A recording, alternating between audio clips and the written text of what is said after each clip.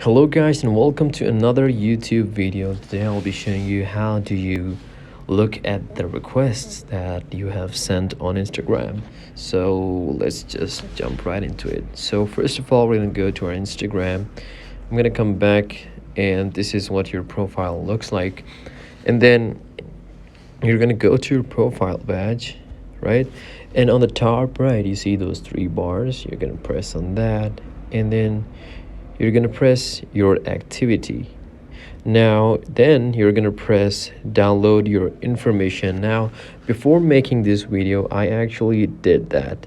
So right now it says you cannot request another download because it can take up to 14 days to collect this data and send it to you, and you can only request a file every 4 days.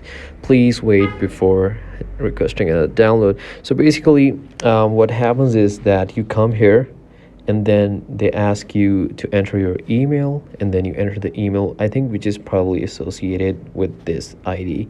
You enter that email, and then they ask you to enter your password. You enter that password, and after some days you're going to receive a email and then they will provide you with a zip file.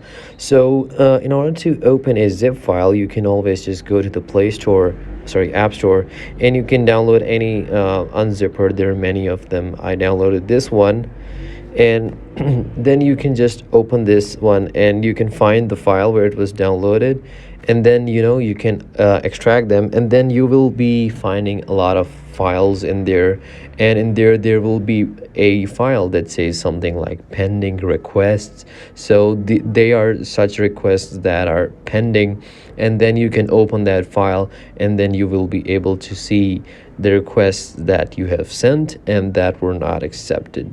So that is pretty much it. I hope this video was helpful, and I'm sorry I could not show you the whole process, but that's about it. So I'll see you in the next one. Thank you.